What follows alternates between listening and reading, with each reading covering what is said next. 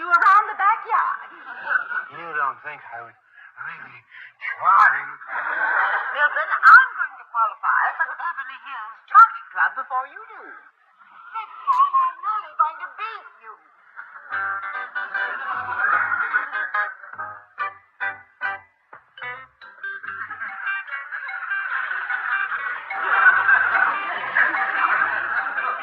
He's gone mad.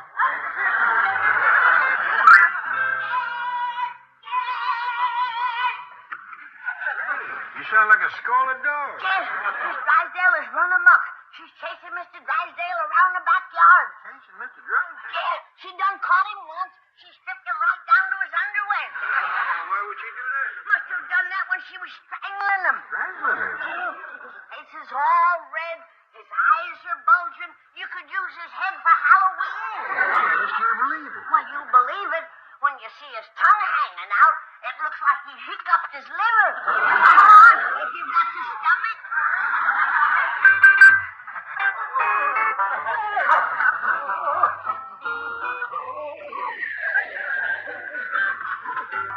Always thinking of yourself, Milburn. Why couldn't you collapse on the walk? You know those grass stains won't come out.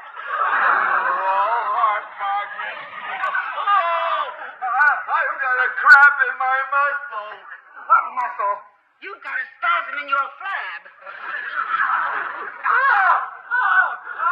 Margaret! You're killing me!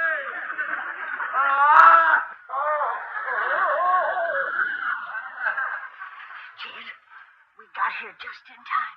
She's going to grab that other leg of his and make a wishbone out of him. Maybe it's some sort of a game, Granny. Well, if it is, there's going to be an undertaker keeping score. I'm going over there. Granny, if Mr. Drysdale ever found out that we seen this, he'd never be able to hold up his head again. Well, if we don't stop her, he ain't going to have no head to hold up. Granny, you don't want to stop a fight. You just want to get in on one. Got an evil mind. Jed, please, at least let me claim the body. That brute will bury him in his underwear. Now, stop worrying about it. The only thing worrying me is whether or not we will be accepted by the Beverly Hills Jogging Club. All the best people are in it. It'll help us socially. Margaret, do you always have to have an angle? I'm joining for health reasons. You want the members to put money in your bank. So what's wrong with a healthy bank? I'll be at the office. Kid, there's only one person to blame for that violence next door. Who's that? You. Me? You stopped me from scrapping with Miss Drysdale. You didn't see her acting up like this when I was whooping her regular. Spare the rod and spoil the neighbor. And this is just the start. Whooping a man is heady stuff. First her husband, then it'll be the postman, the garbage man, the newspaper boy. Granny, I still got a feeling we don't know all the facts. Well, I know one fact. We is getting Ellie Mae and Jethro out of this neighborhood. Here I am over here setting an example of meekness and kindness and Christian forbearance, and that husband beating huzzy over there tearing down everything I'm doing over here. Ow! Granny, you get any meeker, you're going to break some bones. Don't make jokes. Oh, Granny! Oh, here comes the sweet darling now. Auntie Jethro! Too late, Jed. She's done been bit by the beaten bug. You beat Jethro? On her way to the airport and back. Isn't bad. Don't blame her, boy. The sins of the neighbors have been visited unto the children, even unto their underwear. What's she talking about, Uncle Jed? She thinks Ellie tore your clothes off and gave you a beat. Beat?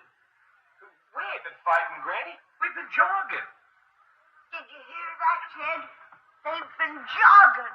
Oh, that my grandchildren should ever come to this. Oh, what's jogging? Jogging ain't nothing but running. Running? Yeah, it's good for you, too. Movie stars and everybody's doing it. Mr. Drysdale's even joining the jogging club. Ellie and me's getting one up ourselves. She's going to wear an outfit just like mine. You mean Mr. Drysdale goes jogging in an outfit just like yours? Yes, sir. Ain't you seen him in his backyard? Oh, yeah, we've seen him all right. You satisfied now, Granny? No, I ain't. He's too old for that nonsense. Granny, it's for your health. While Mr. Drysdale says it lowers your cholesterol. That's cholesterol. He lowered his till it was dragging. Just be happy Mr. Drysdale finally found something to get his mind off of money. Oh, this idiotic jogging business is going to get me $30 million. $30 million? Chief, that's ridiculous. What does the name Jason Detweiler mean to you? $30 million. And he's president of the Beverly Hills Jogging Club. He's one of these physical fitness nuts. So? So this is my big chance to grab off that $30 million account. I happen to know his own banker, Carl Wagner, will not go jogging with him. You also happen to know that Mr. Wagner's 84 years old and has to walk with a cane. Isn't it beautiful? Chief, I hope you choke on that $30 million. Oh, what a way to go. Fortunately, justice will prevail. In order to join a jogging club, you must have a doctor's statement saying that you are physically fit. With your freaky up and down blood pressure, you'll never get one. That's all you know. I have one right here. Just sign. Me? Just scribble your name above where it says MD. But I am not a doctor. But no one's ever been able to read a doctor's handwriting. Just sign. Chief, I absolutely refuse. Okay. I know a brain surgeon who'll sign it. What brain surgeon? Jethro.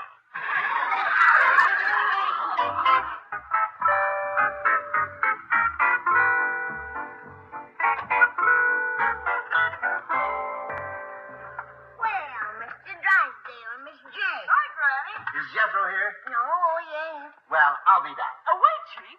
You're in luck. Granny here is a real doctor. You need a doctor? Oh, no. Oh, yes, he does. Show the statement, Chief. What statement? Well, it just gives me permission to jog across your property. All right. Oh, well, just sign right there. Oh, get your hand out of the way. I can't see what I'm signing. Well, it's just a simple statement. Certifying that he is in perfect physical condition. Oh. Well, I can't sign that without I give him a complete physical examination first. Really? You take him into my examination room whilst I get my medical treatment. Oh, no. Some other time, Granny. I have an appointment at the bank. No, you haven't. Come on. You're going to pay for this. No, Reed. There's no charge to next of kin and neighbors. Well, his heart's good. Thumping like... Fine. Now for the old blood pressure. Hold it. Did you ever swallow a cash register? Swallow a cash register? Listen to it.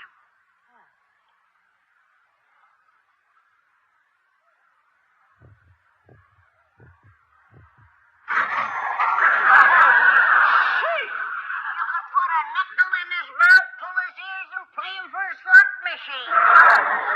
Granny's just having fun with you. All eminent physicians recognize that sound as a harmless little occupational peculiarity. Banker's fun. Flutter? Yeah, but you're going to be in trouble if that tongue gets caught in that cash drawer. Don't worry. Now let's get out of the blood pressure. Well, this I have to see. Granny, his freak blood pressure gets so high sometimes, it could wreck your equipment. Knock it off. Well, it does have range. However, eminent physicians are only amazed by it, not alarmed. Well, my heavy-duty equipment will take care of it.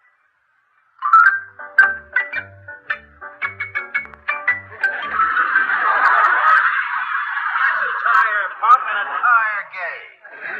Perhaps you have tired blood.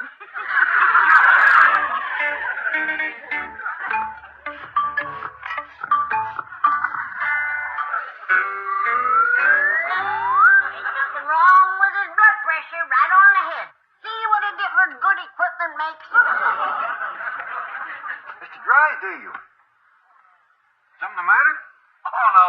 Granny's just giving me a little checkup so I can join a jogging club. Well, you sure started something with that jogging. Jethro and Ellie jogged all the way to the airport and back. Well, it's 15 miles. I wish I could have joined them. No reason why you can't. Your blood pressure is fine. Ah! Look at it. It's done jumped up 40 pounds. Go get my jar of leeches, Jed. I gotta bleed 'em. Oh, no, Granny. With my kind of blood pressure, bleeding me with leeches won't help. They'll have to do. I ain't got no vampire bats. Ah, Jed, wait! What's the matter? It's back down to normal. I told you, Granny. Granny, you better give that machine back to the filling station. It's a precision instrument. It can measure a mosquito. There it goes again. Jed, get the jumbo leeches, the bulls. Granny, please. Save your strength. You ain't got but a few seconds. Any last words you want to give to your poor, brutal widow? Granny, it's not that bad. Not that bad. Look at them. Jed, What's the matter now? it's normal again. Jed, stay right where you are. I got the answer. You know what your trouble is? You is allergic to Jed Clampett. What? You is allergic to Jed Clampett. Jed is over yonder. Your blood pressure is normal. But when he's over here, apoplexy. Oh, no.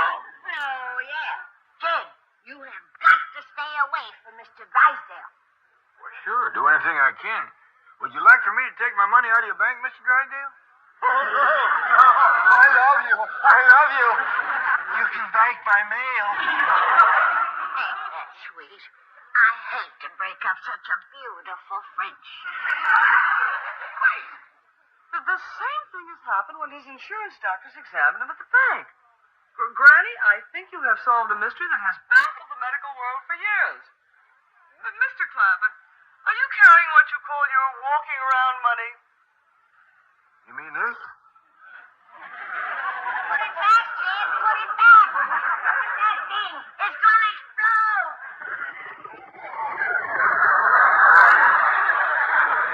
That help? That does it. You see, Granny? He's not allergic to Mr. Clampett. He just becomes overly excited by our proximity to large sums of money. Well, he was Hathaway. Are you presuming to explain bodily reactions to Dr. Daisy after the brilliant discovery she has just made? Yeah. You gonna be all right, Granny? Oh, of course. That up and down blood pressure is what us doctors call the banker's bounce. Now you can sign my medical statement for the Jogging Club. Now, better make out my own statement. You ain't no run-of-the-mill case, you know.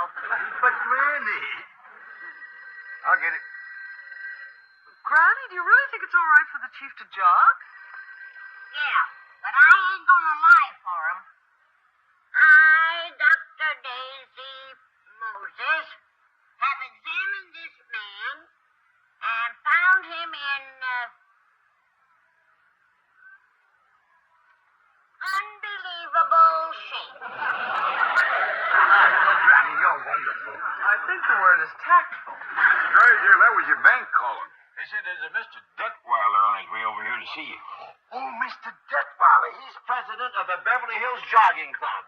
He insists upon jogging with each applicant for membership to see if they measure up to his strict standards. Well, if he's the head of the club, you might have your work cut out for you. Don't you worry about me, mile-a-minute Milburn. Well, I'm giving him a few years, but I'll be out there right ahead of him. That's him. Oh, I get it. He may want to start right away. And thank you, Dr. Daisy. Don't step on that tongue. Really confident for some reason. Oh, give you a run for your money. Ah, Mr. Detweiler, I've just passed my physical. I'm ready for you. Oh, where's your jogging outfit, Drysdale? Over at my house. It won't take me a minute to change. Good. I understand your banker doesn't jog. Oh, that's too bad, Tillies. I love to discuss business while I'm running. Me too.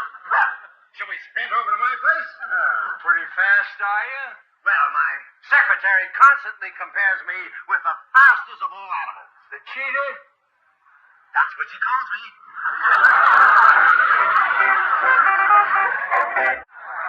Well, he's ready.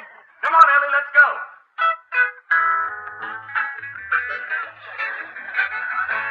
How do you like my jogging outfit? That's real cute, Ellie, but you're showing more meat than a butcher's window. You gonna be able to run in that get-up? Yeah, she's gonna run right upstairs and put on some more clothes. Oh, Granny, you want folks to stare at you?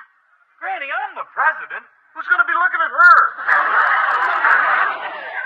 You've got to have a fireside chat with the principal.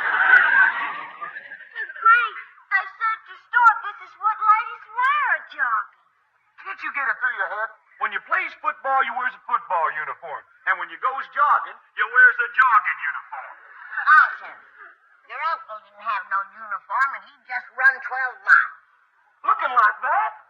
Sure hope you didn't tell nobody you was the president's uncle. Who in their right mind would want to own up to being your uncle? Do you feel better, Pop?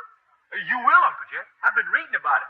It builds up your hemoglobins, it limbers your lungs, and it increases your appetite. That's all we need. Food getting short all over the world, and Mighty Mouse increasing his appetite. Granny, jogging makes you lose weight, too. With him eating more, everybody'll lose weight. All right, Granny. Look, young'uns, y'all go on with your jogging, I'll smooth Granny's feathers. Let's go, Ellie. Don't worry, Granny. Hi-yo. Keep your eye out for Mr. Drysdale. He's jogging with that Mr. Detweiler. Kid, here comes Mr. Drysdale now. But he ain't jogging. Well, doggies. What happened to Mr. Drysdale? Well, some stupid doctor happened to him. Where is the ignoramus? Right here. You're the doctor? You're the quack who gave a certificate of physical fitness to this basket case? He's in no more condition to jog than you are. You want to jog, Buster? Madam, at your age, you are not a jogger, but a creeper. Jed. Mister, you have insulted a great doctor just about every way you can. I can't let her whoop you with her hands, but I'm glad to let her try it with her feet. Yahoo! Let's hit the road, shall we? I feel it only fair to warn you that I used to run cross-country for Pennsylvania teachers. Oh, a woman chaser, huh? I was referring to intercollegiate competition. We used to run for miles and miles, through woods, across streams, over fences. Sounds like the kind of running Granny used to do back in the hills. Yeah. How would you like to try a little follow the leader? Madam, you could never follow. You try following me. You're not even wearing jogging shorts. Considering the competition, these will do.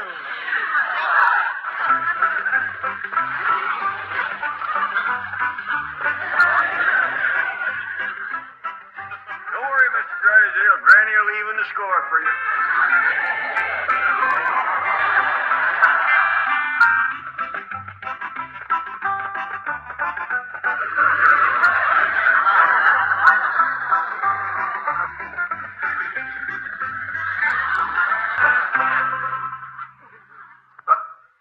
Granny can't get me into that jogging club. Well, if getting into a club is all that's worrying you, you can join Jethro. Oh, no. No. The Beverly Hills Jogging Club is composed of financiers, tycoons, industrial giants. Well, they can join too. Jethro will take anybody.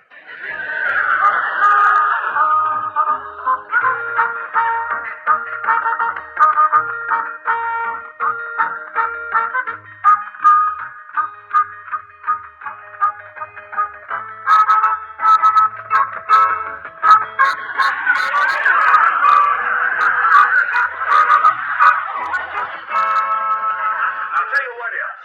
I see Miss Drysdale out in your backyard. We'll get her in the jogging club, too. She'll cry. Glad to do it. I'll tell you what else we're going to do. Jethro's going to put across everybody's chest, sponsored by the Commerce Bank of Beverly Hills. Oh, that's too much, really. I don't deserve to be in. Well, all right, but... Uncle Jed! Hi, Paul. Well, what's all this? Uncle Jed, let's quit the Beverly Hills Club and join ours. That's been us, Jogging. Started following us for some reason. Wonder why they done that. Do you know who these men are? There's William Woodson, the steel tycoon, and Jonathan Pierce, the real estate man. I told you they'd take anybody. Excuse me, Mr. Clampetts. Gentlemen, we're delighted that you want to join our club, but it is my duty as treasurer to inform you that we have a rather steep initiation fee. However, it can be financed at the Commerce... Hold it a second. I think here comes another member.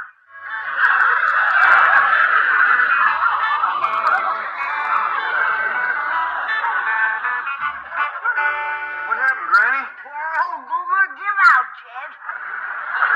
Looks like he's going to be chasing no more Pennsylvania teachers. He couldn't even catch me.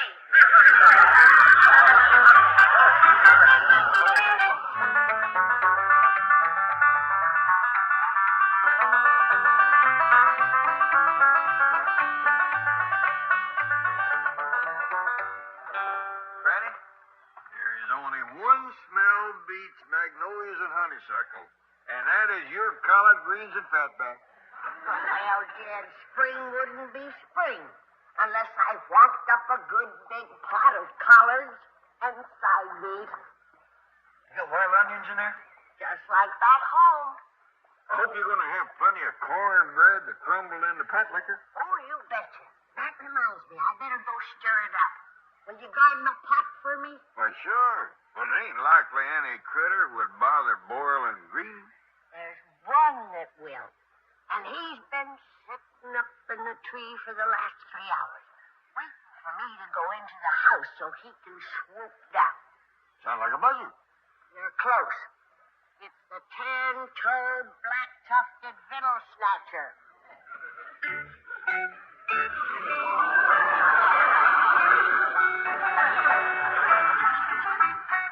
Here's your water, Granny. Oh, thank you, darling. Just pour it in the pot.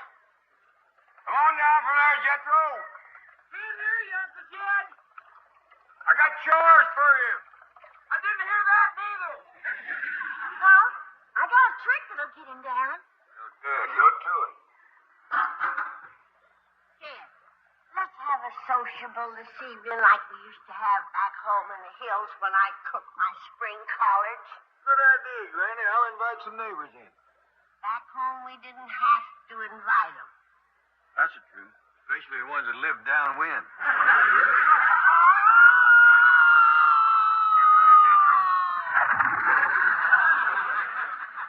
Bounce right back up. Twice. Don't look like he's hurt. Ah, he's fine. You know what Ellie done to me? Yeah, she tricked you out of the tree. Some trick. She threw me 40 feet on my head. Well, you can fill in the hole later.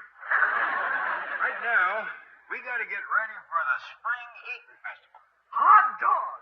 I'm cooking 4 bushels of greens, a peck of wild onions, and 20 pounds of fatback. We're hoping some neighbors will drop in. Neighbors? That ain't hardly enough for me. I mean, us. Granny, you reckon I could have a little helping to hold me till supper? Well, all right, boy. Go fetch a plate. Here, just fill this.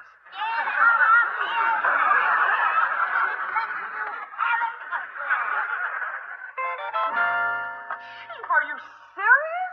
You're letting Mrs. Drysdale sell the house? prospective buyers coming this morning to look it over. But you live right next door to the Clampetts. I can't picture you ever leaving. Well, I promised Margaret if she'd stick it out for 7 years, I'd let her sell the house. And I am a man of my word. Well, congratulations. You've got newfound courage. You've got self-confidence and maturity. Thanks. I've also got an option to buy the house on the other side of the Clampetts. But your wife will be in the same spot. Not exactly. The new house is 25 feet closer. You couldn't think twice about this. Your wife just might leave you. Hadn't thought of that. No, I don't want to dream the impossible dream. Yes? Oh, hello, Margaret. Milton, darling, I hesitate to bother you. You've been so sweet about selling the house. What's the problem? Well, our prospective buyer is a celebrity, doubtless a man of fastidious taste. And I'm afraid when I show him around, he's going to be nauseated. Well, that's simple. Just don't talk so much. I was referring to the fact that Granny is cooking some witch's brew out to the pool, and the stench is blowing this way. Well, maybe the wind will change before the buyer gets there. Don't worry about it. And, Margaret, you get upset with me at times, but you wouldn't ever leave me, would you? Of course not, darling. Okay. Bye. Don't ever get my hopes up like that again. If I may ask, who is the prospective buyer? The famous entertainer, Pat Boone. Pat Boone, how marvelous. You know him? Well, not personally, of course, but I understand he's a perfectly charming man. Tremendously talented and yet modest and unassuming. And sure to fine human being as well as a great artist. Never mind that. I want to know about the important virtues. He got money. Where was he banked? Has it ever occurred to you, have you ever entertained the thought that there just might be something in this world more important than money? Of course. I not only entertained the thought, I mentioned it to my father. I said, Dad, there must be something in this world more important than money. That's when I grew the mustache. Why a mustache? To hide the scar. He hit me right in the mouth.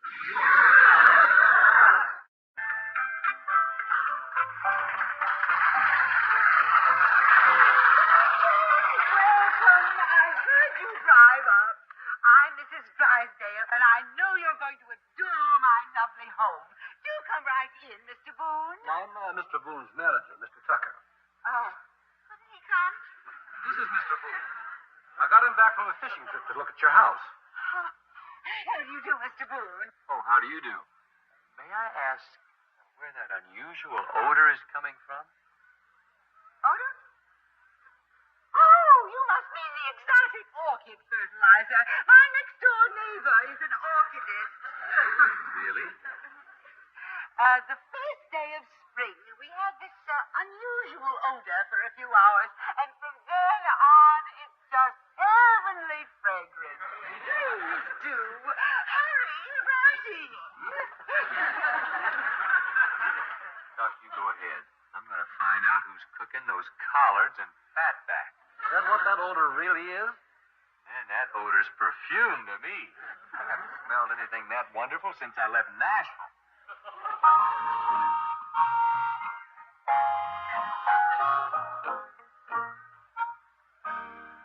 Collard greens, good old collard greens, cornbread and fat, good old collard greens, collard greens, good old collard greens, cornbread and fat, good old collard greens. Where did you come from to know that song? Nashville, Tennessee, ma'am. Tennessee. Yeah, and I haven't smelled anything that good since I left Tennessee. Oh, you poor boy. What you been eating? Steak mainly, lobster, prime rib, shrimp. Well, I reckon when you get hungry enough, you can eat anything. What's your name, son? Pat Boone, ma'am. Mine's Fanny Moses. Maybe you'd heard about my doctor. You're a doctor? Probably the most famous betwixt Bugtussle and Springfield. Springfield? Did you ever know Red Foley? Did I know Red Foley? He never missed a spring that he didn't come to our house for collards and fatback. That's great. How long you been here in California? 7 years. When did you leave Tennessee? Oh, 15 years ago. What you been doing all that time? Singing, mainly. Oh. No steady work, huh? Oh, who's this young fella? His name is Pat Boone, Ted. Smell my collards cooking and color running. Oh, glad to have you, son. Where are you from? Tennessee. Doggies, I've known Granny's collars to pull them in from a long way off, but this is a new record. He was in the neighborhood when he smelled them, Ted. I figured as much, Granny. Excuse me. Would you like to stir? Oh, I'd love to. He's a drifter, Ted. Left home 15 years ago and ain't had a steady job since. Ain't had a decent meal neither, poor boy. Let's offer to take him in. Maybe we can help him get work. Good. Son, we got a fine big house here. Plenty of room. We'd be pleased to have you stay with us. Oh, I sure do thank you, but I've got a place to stay. Now, don't be proud, Pat. Sleeping in freight yards can be dangerous. I promise you, I'm not sleeping in freight yards. Well, then, how about dropping around about sundown and having some collards and fatback with us? Now, that I would purely love. You like cornbread and pot liquor? Does a possum like persimmons? Speaking of possum, Granny's going to bake a few for tonight. With sweet taters. Oh, now you're making me homesick. Well, see you tonight. Listen, how can I thank you folks? You got a guitar? Sure. Good. Fetch it along this evening and you can sing for your supper. Oh, you play and sing, do you? That's how I've been making my living. Well, as long as you enjoy it. Money ain't everything.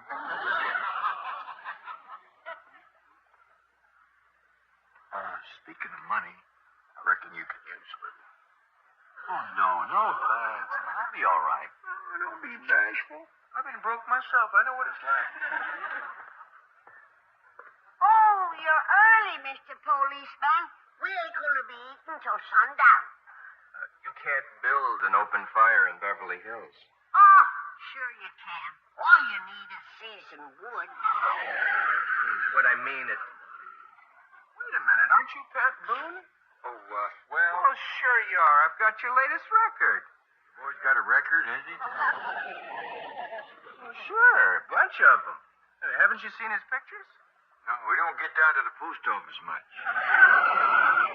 Don't arrest him, Mr. Policeman. He's a good boy. He just fell on hard times. I'll vouch for that. Is this really on the level? They don't know who you are? That's right, officer, and I'd like to keep it that way.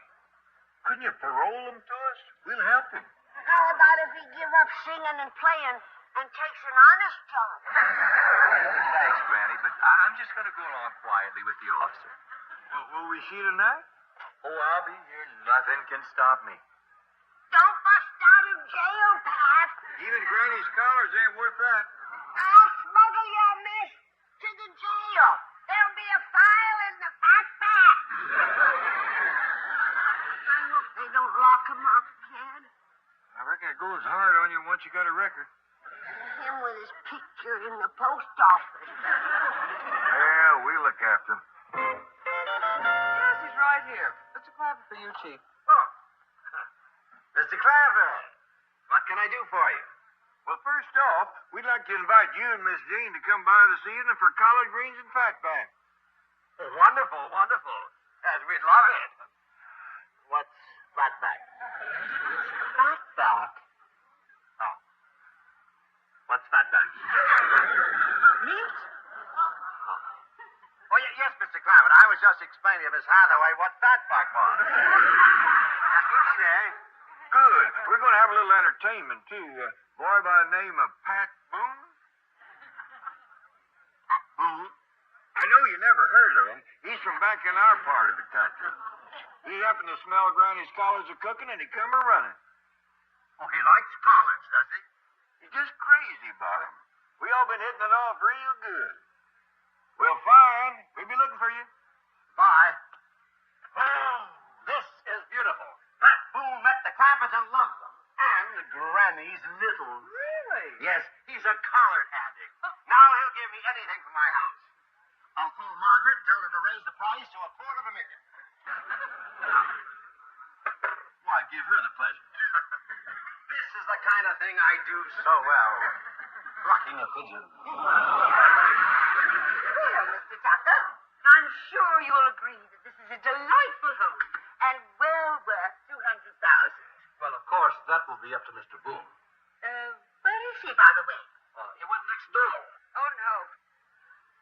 Mr. Tucker, I'm going to give you the opportunity to be a big hero in the eyes of your client. Let's say $100,000. I'm sure Mr. Boone will be pleased to hear that. Why did he go next door? To investigate that odor. Oh, dear. They would have to fertilize their orchids today. And let's say $50,000. Mr. Boone didn't think it was orchid fertilizer. He thought someone was cooking collard greens in the fat bag. $25,000. And I'll throw in all the furniture. Mrs. Drysdale. 10. I'm here.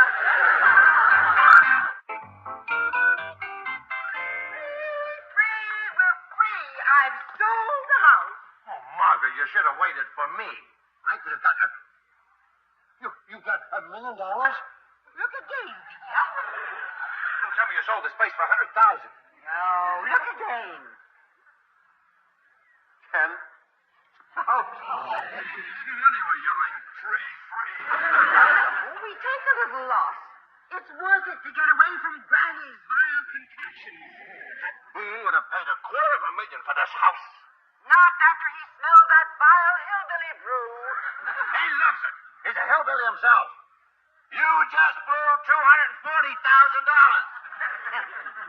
If you wish to continue this conversation, please lower your voice.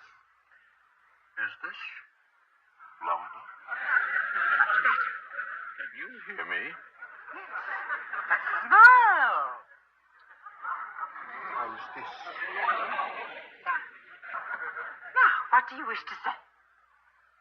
I'm going to strangle you.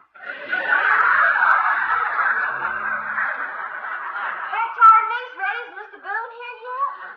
Ellie Mae, you ain't bringing that varmint to the Collard Festival. Oh, Granny, I just loves your biscuits and sorghum. Emmy, honey, a bear makes a poor chaperone. Mr. Boone is liable to get the idea that we don't trust him with you. There he is. Quick, hide the bear.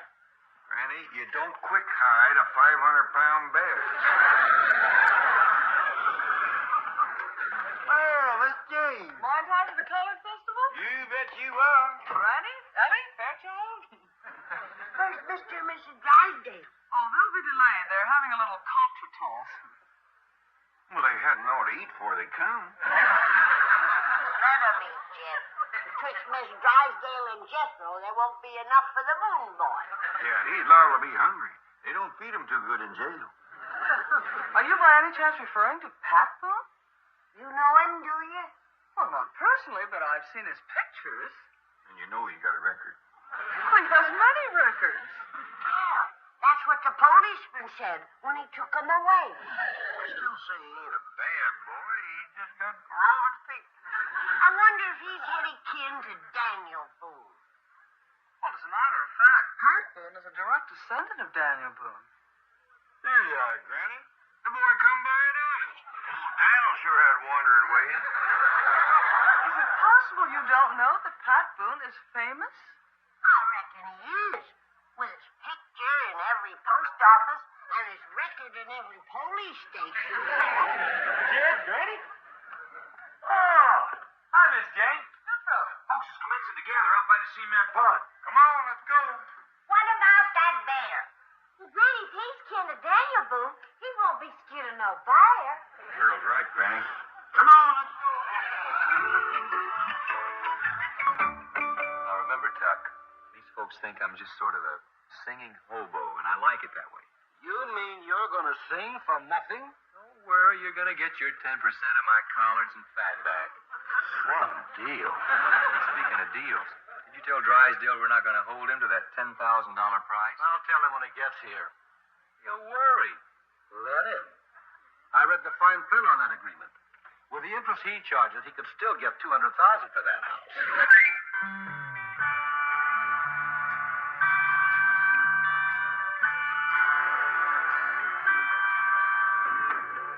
Every time I see that Greyhound bus go rolling down the line, makes me wish I'd talk much more to you when we had all that time. But still it's only wishing, and I know it's nothing more. So I'm never going back. Never going back to Nashville anymore. Oklahoma City, yes, I know that she won't treat me cruel. Denver, Colorado never made me feel like such a fool. These are only cities, but they're cities without you. So I'm never going back. No, I'm never going back. Never going back out of Nashville anymore.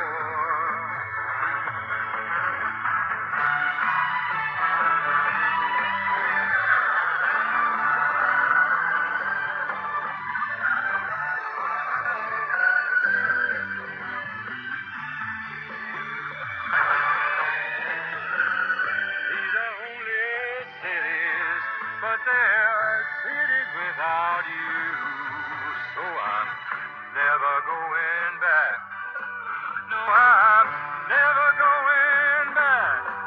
Oh, I'm never going back on to Nashville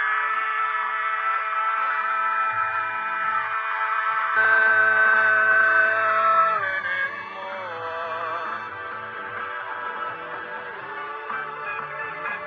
Oh, no. You in Nashville seen the last of me, honey. I may go on down to Chattanooga. Walk up there on Lookout Mountain. Take a look. But I ain't gonna see you. I may come on into Fayetteville, Shelbyville, maybe even Beaver. Drop off in Madison. But I ain't crossing that Davidson County line no more.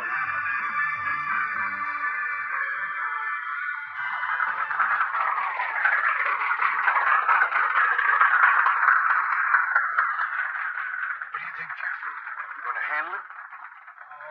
He needs too much work, Uncle Jed. He'll have to change his name, his style of singing, his whole image. He just ain't working.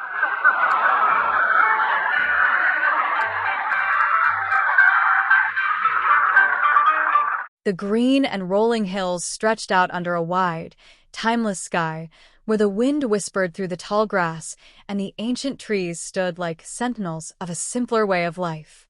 In this remote corner of the world, a man named Jed made his home.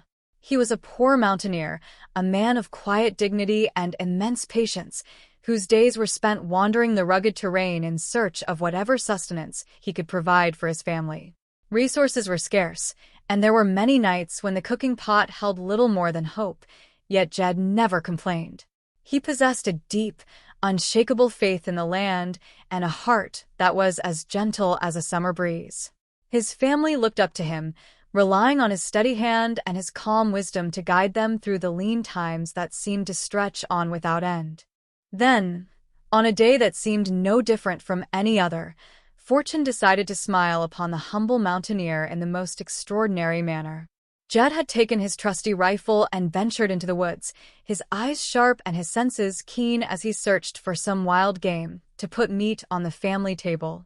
He spotted a movement in the brush, took careful aim, and pulled the trigger.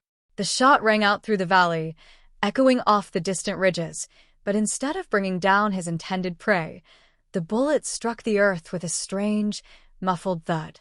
Jed approached the spot, expecting to find nothing more than a misplaced shot, but as he drew closer, the ground began to tremble beneath his boots. A dark, thick liquid began to bubble up from the broken soil, churning and rising until it burst forth in a steady, dark stream. It was crude oil, the black gold and Texas tea that men spent lifetimes searching for, and it was pouring directly out of the mountain earth at the feet of a man who had barely owned the boots he stood in. In the blink of an eye, old Jed was a millionaire, his life transformed by the bubbling wealth that continued to flow from the ground. The news spread like wildfire through the hills, reaching the ears of his kinfolk, who gathered around the miracle site with wide eyes and open mouths. They looked at the dark treasure, then they looked at Jed, and then they looked toward the distant horizon. The kinfolk spoke with one voice, urging him to leave his old life behind, telling him that the hills were no longer the place for a man of his immense wealth. They declared that California was the true land of promise, a place where the sun always shone and the wealthy lived in splendor. Moved by their enthusiasm and wanting the best for his family, Jed agreed to the grand adventure. They loaded up their old truck with every possession they owned, stacking rocking chairs and iron pots high into the air, and they drove away from the mountains, heading straight toward the legendary neighborhood of Beverly Hills. It was a world of sparkling swimming pools and glamorous movie stars, a place completely foreign to the simple ways of the Beverly Hillbillies, yet destiny had firmly planted their feet on its manicured lawns. Life in Beverly Hills was full of strange customs and unusual sights, but none was stranger than the daily routines of their affluent neighbors. On a bright afternoon in the sprawling backyard of the majestic mansion next door to the Clampetts estate, a breathless struggle was taking place. Milburn Drysdale, the prominent and wealthy banker who managed the Clampett fortune, was running for his life, his face flushed and his breath coming in ragged gasps.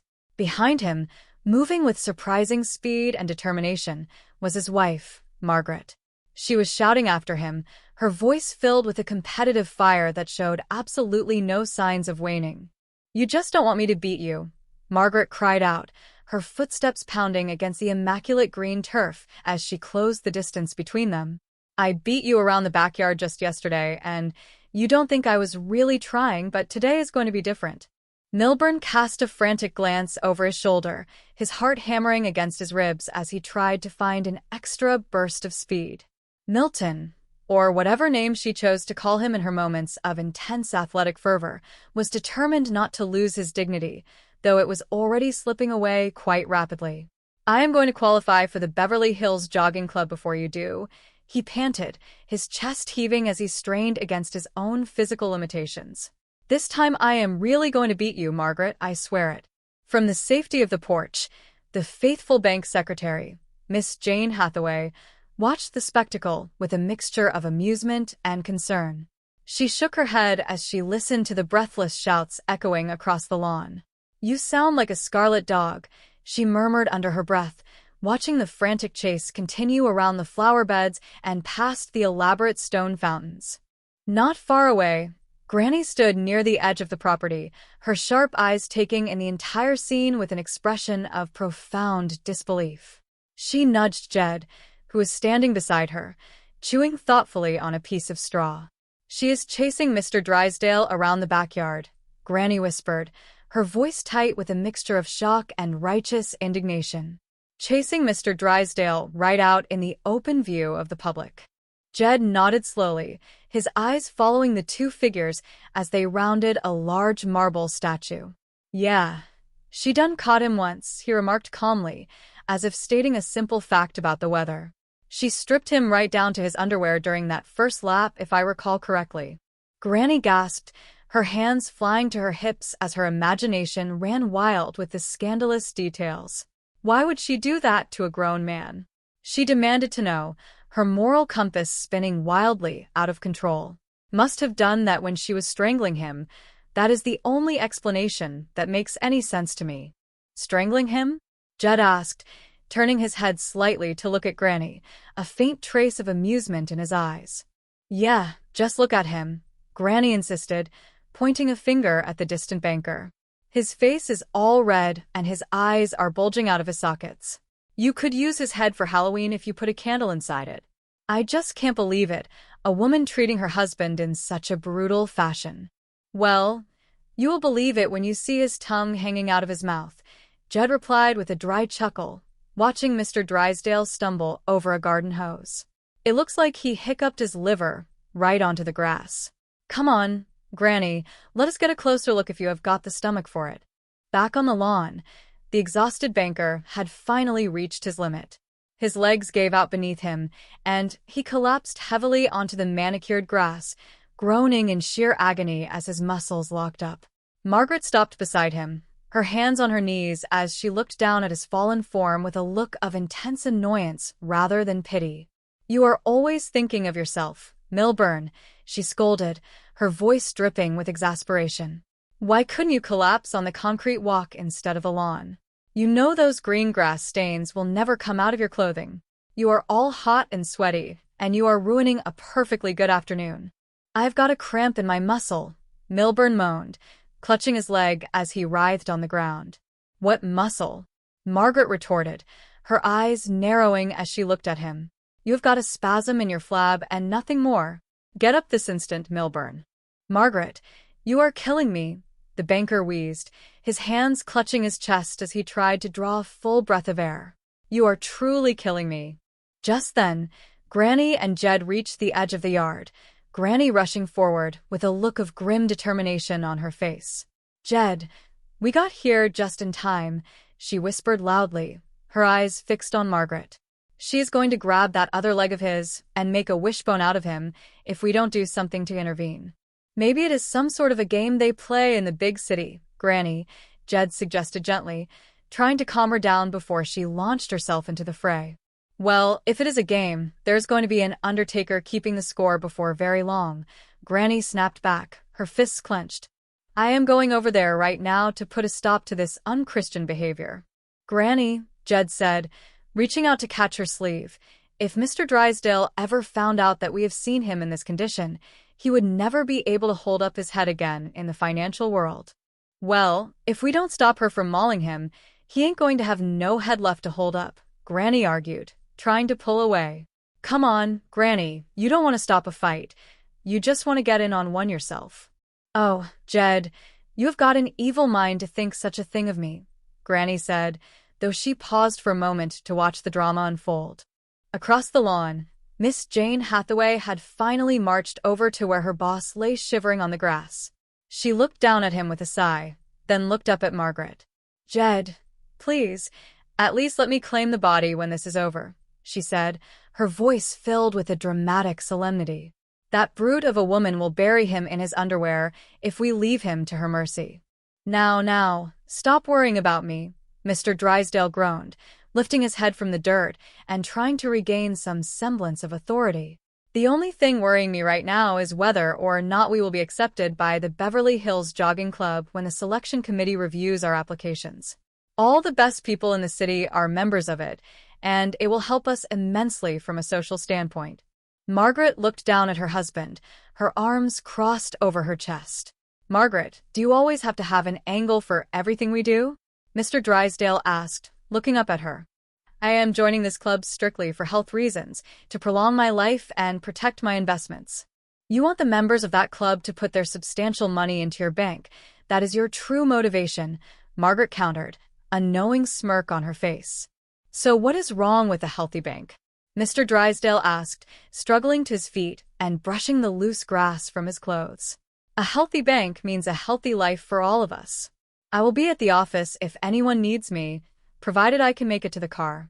Back inside the safety of the Clampett mansion, Granny was still pacing the floor, her anger boiling over as she thought about the scene she had just witnessed in the neighbor's yard. Jed sat quietly in his favorite chair, carving a piece of wood, while Granny marched back and forth, her boots clicking loudly against the polished floorboards. Jed, there is only one person to blame for that terrible violence next door, Granny declared, stopping in front of him and shaking her finger. Who is that, Granny? Jed asked without looking up from his carving. You, she said flatly. Me? Jed asked, his eyebrows rising in mild surprise. Yes, you, Granny insisted. You stopped me from scrapping with Miss Drysdale and teaching her some manners. You didn't see her acting up like this when I was whooping her on a regular basis back when we first arrived. Oh, Granny, Jed said with a sigh, shaking his head. Spare the rod and spoil the neighbor. That is my motto, Granny proclaimed proudly, resuming her pacing. And this is just the start of it, mark my words. Whooping a man is heady stuff for a woman like that. First she will dominate her husband, then it will be the postman, then the garbage man, and before you know it, she will be laying into the newspaper boy right on the front porch. Granny, I still got a feeling we don't know all the facts of the situation, Jed said calmly, blowing a stray wood shaving off his knee. Well, I know one fact for certain, Granny said, her voice rising. We is getting Ellie Mae and Jethro out of this terrible neighborhood before they get corrupted by these savage city ways.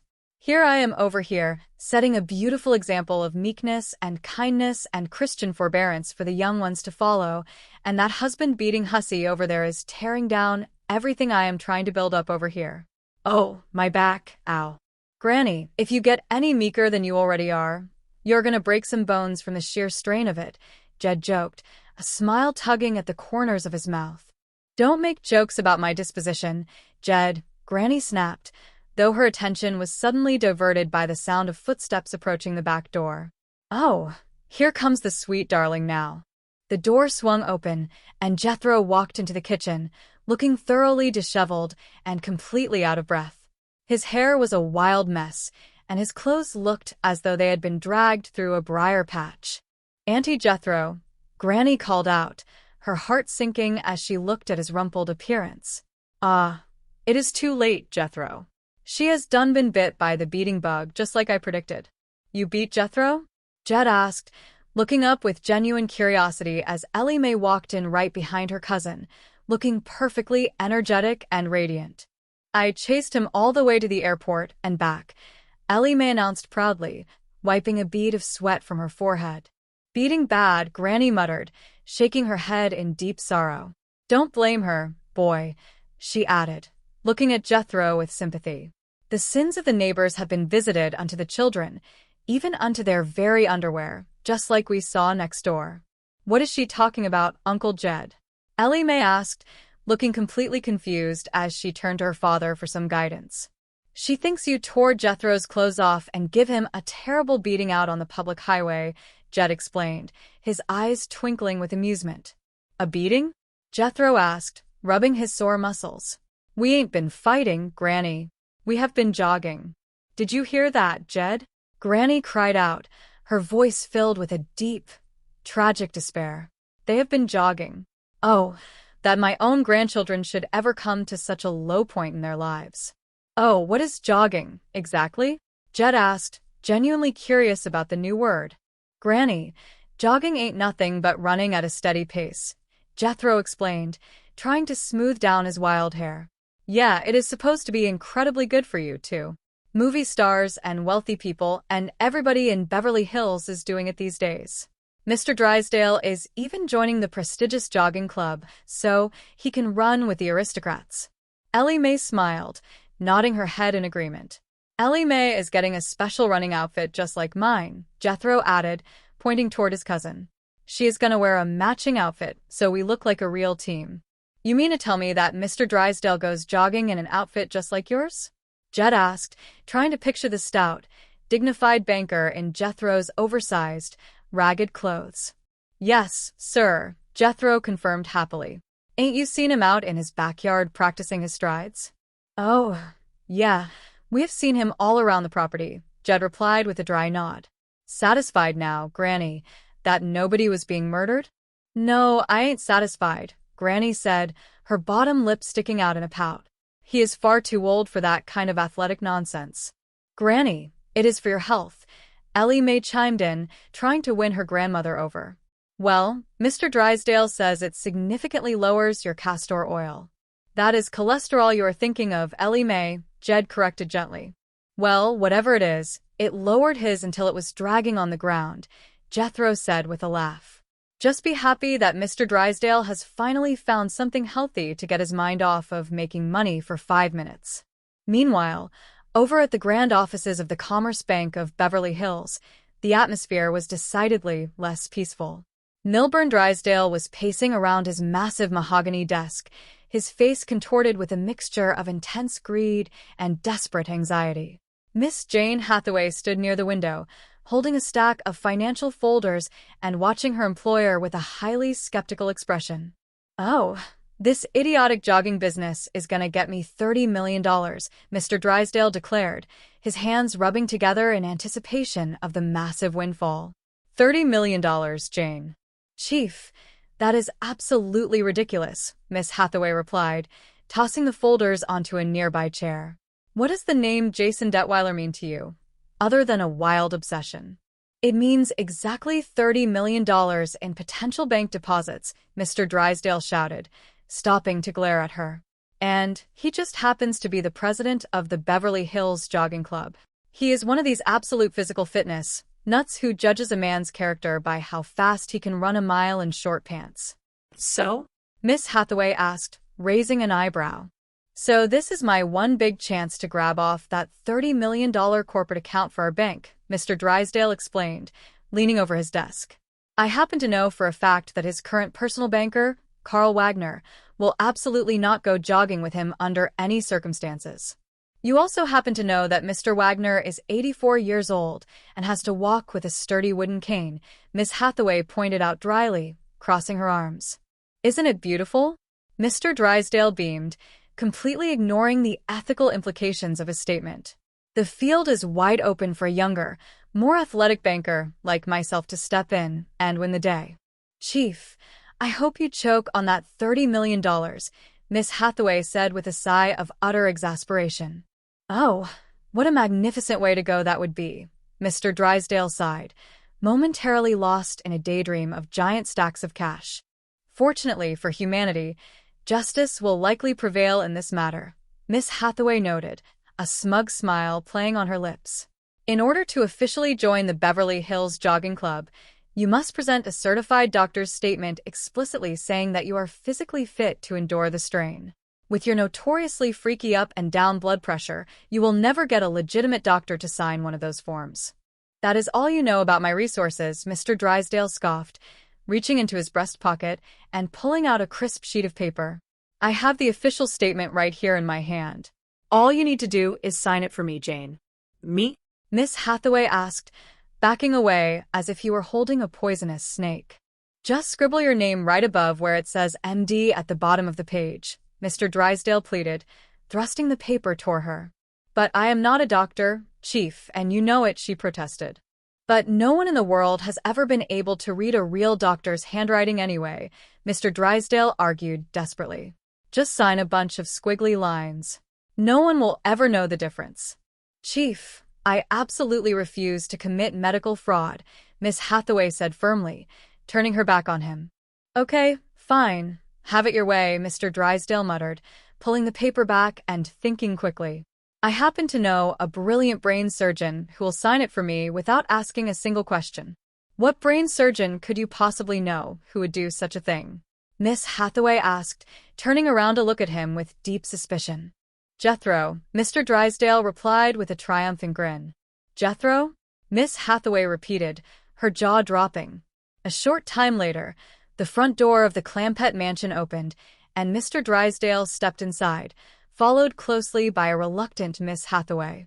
Jed and Granny were sitting in the living room, looking up as their neighbors entered.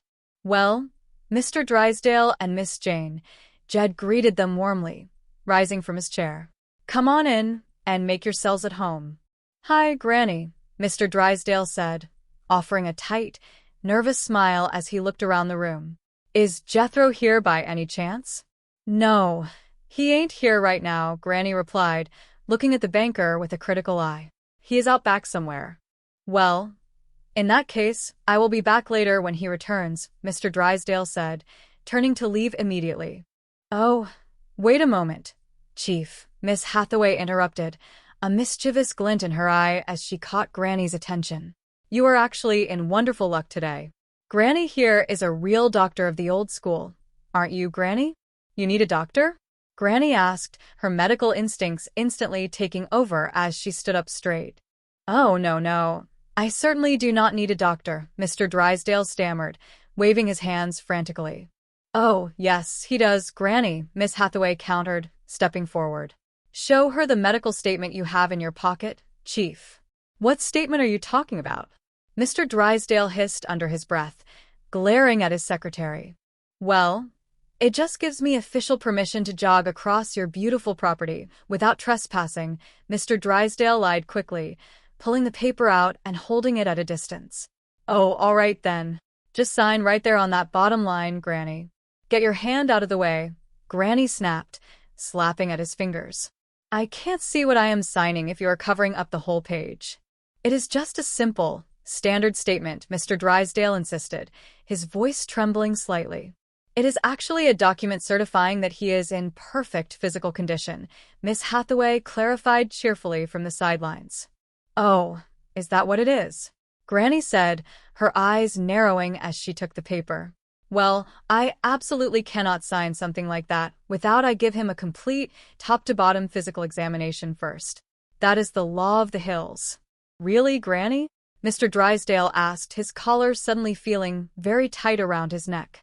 "You take him right into my special examination room whilst I go get my medical tube and my diagnostic instruments," Granny ordered Jed, pointing toward the back hallway. "Oh, no. Thank you, some other time, Granny," Mr. Drysdale said, backing toward the front door. "I just remembered I have an incredibly important appointment at the bank that I cannot miss." "No, you haven't got any appointments for the rest of the afternoon, Chief," Miss Hathaway said, blocking his exit with a giant grin. "Come on, take your medicine." "You are going to pay dearly for this betrayal, Jane," Mr. Drysdale whispered fiercely as Jed gently guided him toward the back room. "No, he ain't going to pay a single cent," Granny called out from the kitchen. "There is absolutely no charge for medical services to next of kin and close neighbors in this house." Moments later, Mr. Drysdale was sitting uncomfortably on a wooden stool in Granny's makeshift examination room. Granny was leaning over him, pressing a long, hollow wooden tube against his chest and listening intently while Jed watched from the doorway. "Well, his heart sounds good," Granny muttered, tapping her ear against the tube. "Something like a steady thumping, fine. Now it is time for the old blood pressure test to see how his vessels are holding up. Hold it right there, don't move."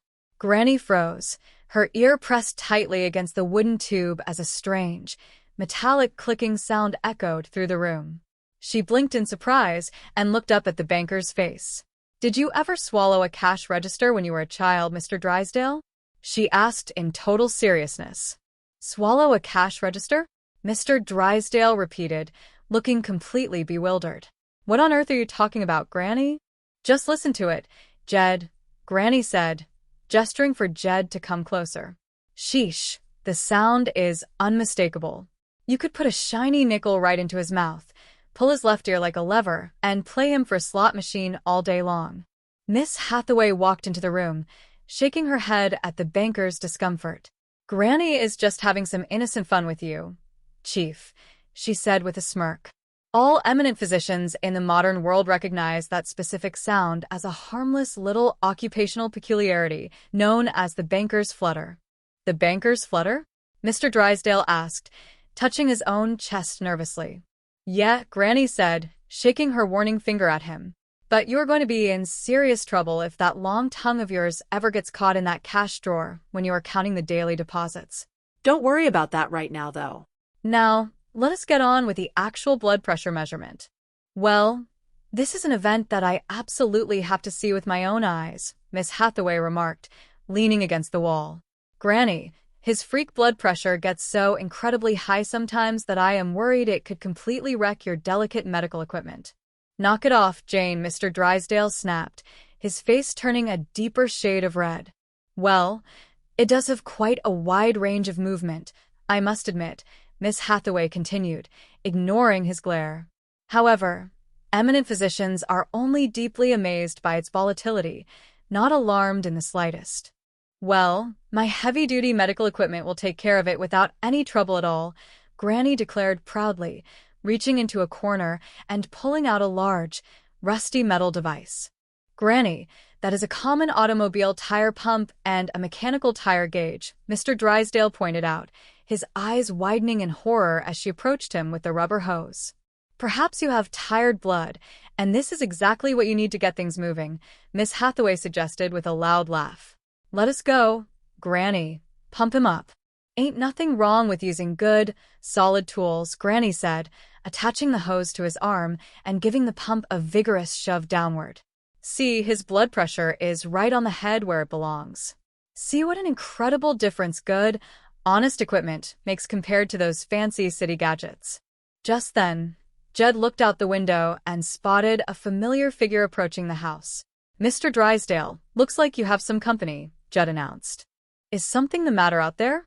Mr. Drysdale asked, trying to look over his shoulder while Granny adjusted the tire gauge. Oh, no. Nothing is wrong, Jed replied. Granny is just giving me a little routine checkup, so I can officially join the local jogging club, Mr. Drysdale explained as he tried to sit up straight. Oh, you sure started something wonderful with that jogging business around here, Jed remarked, turning back to the room. Jethro and Ellie Mae just jogged all the way to the airport and back in record time.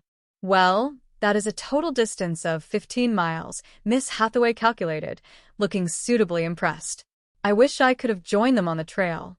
There is absolutely no reason why you can't join them next time, Miss Jane, Jed said encouragingly.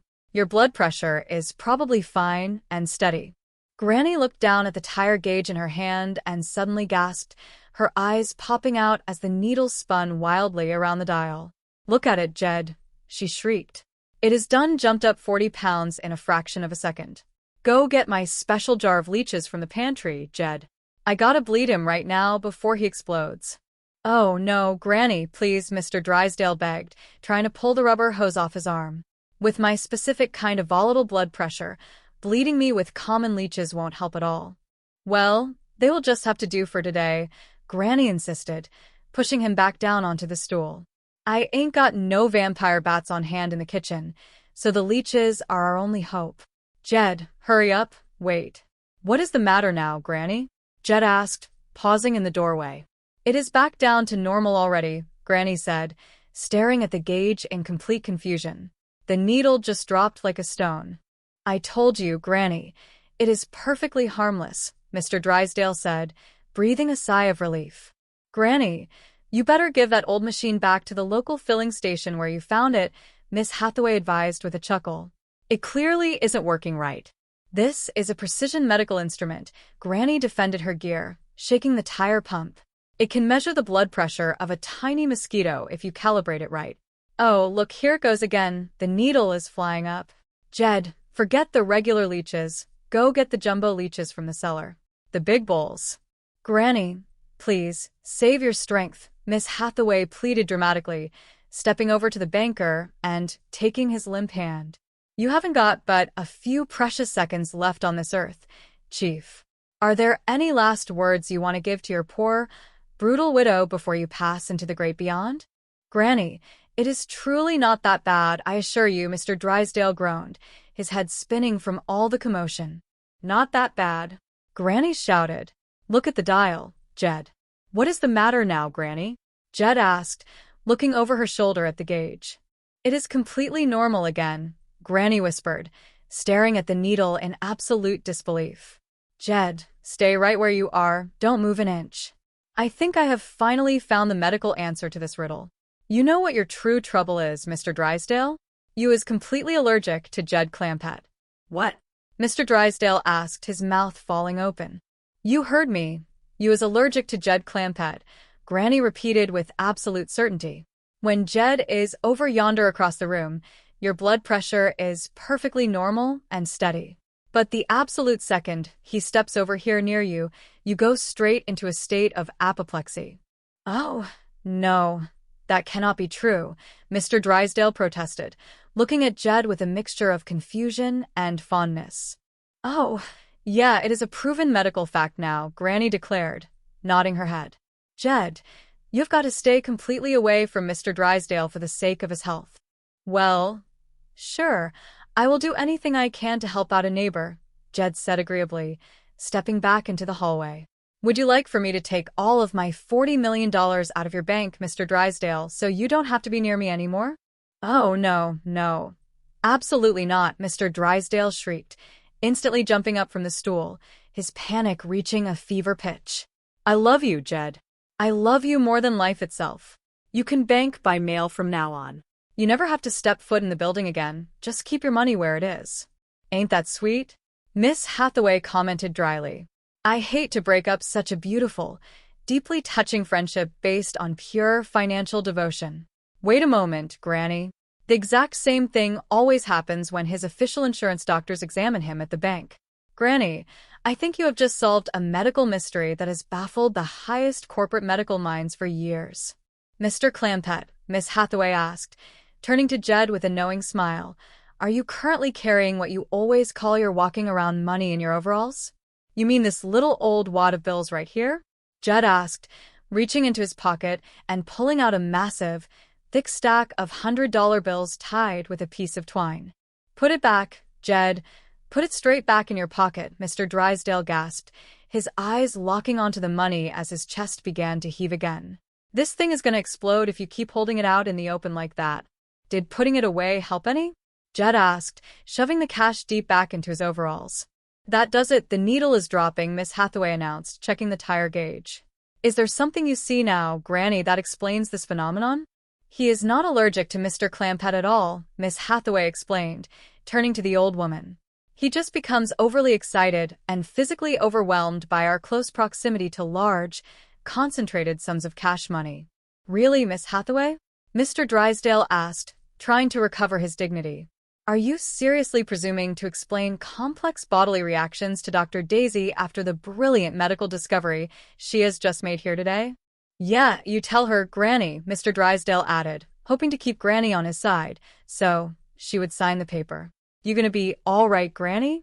Oh, of course I am fine, Granny said, brushing off her apron. That sudden up and down blood pressure is simply what us experienced doctors call the banker's bounty. It is a very common ailment among men who handle other people's wealth all day long. Good, excellent, Mr. Drysdale beamed, holding out the paper once more. Now that the diagnosis is clear, you can finally sign my medical statement for the prestigious Joggers Club, so I can get that account. No, I think I'd better make out my own official medical statement on my own stationery, Granny decided, pulling the paper out of his hand. You ain't no run-of-the-mill case, you know, and you need a special write-up from a high-quality doctor like myself. But, Granny, the club requires the standard form, Mr. Drysdale protested weakly. I will get the writing paper from the kitchen, Jed offered, walking out of the room to let Granny do her work.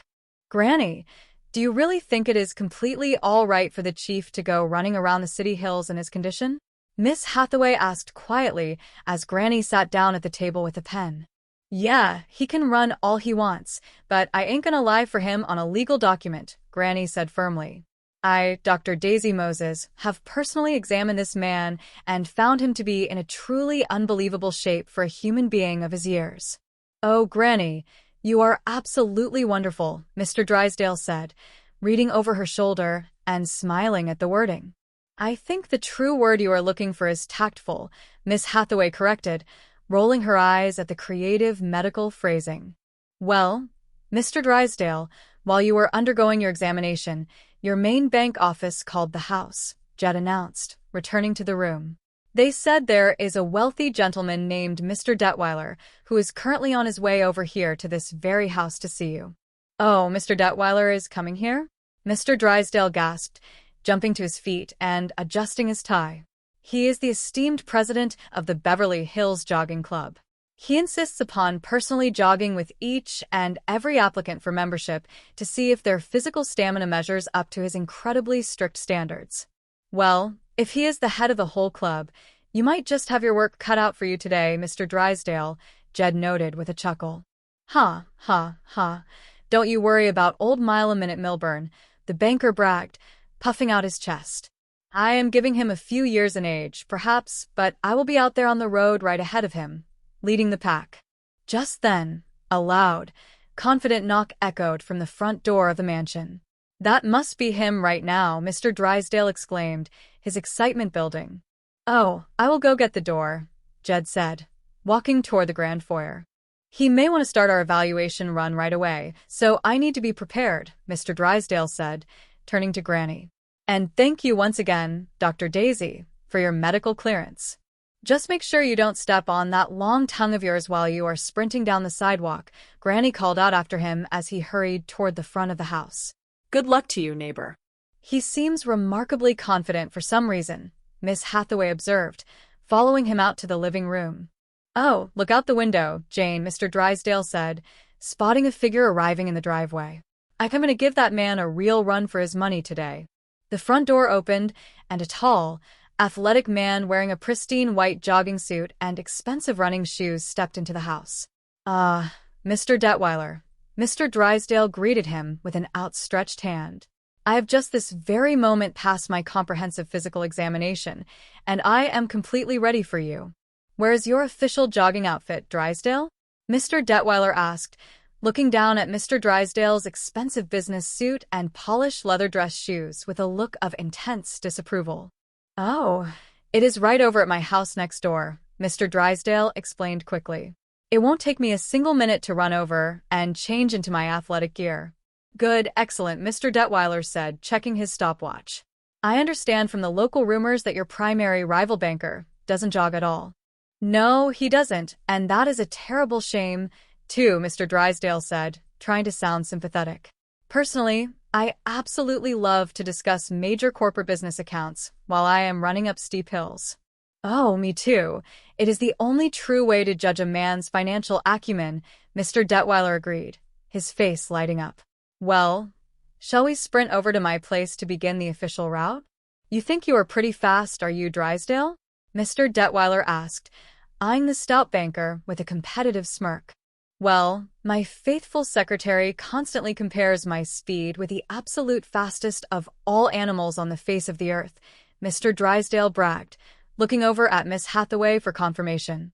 The speedy cheetah? Mr. Detweiler asked, raised his eyebrows in genuine surprise.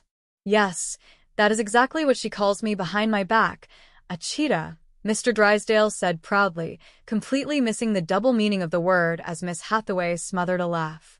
Meanwhile, upstairs in the Clampetts mansion, Jethro and Ellie Mae were preparing for their afternoon exercise. Jethro was wearing his usual oversized overalls, while Ellie Mae stepped out of her room wearing a bright, fashionable, and very brief modern running outfit that she had purchased at a boutique in town. Well, he is ready to go, Jethro said, looking out the window as Mr. Drysdale and Mr. Detweiler walked across the lawn. Come on, Ellie, let us go join the fun. How do you like my brand new jogging outfit, Jethro? Ellie Mae asked, twirling around in the hallway to show off the colorful fabric. It is real cute, Ellie, Jethro said, scratching his head. But you are showing a lot more meat than a local butcher's front window in that getup. You gonna be able to run properly without losing half your clothes on the trail?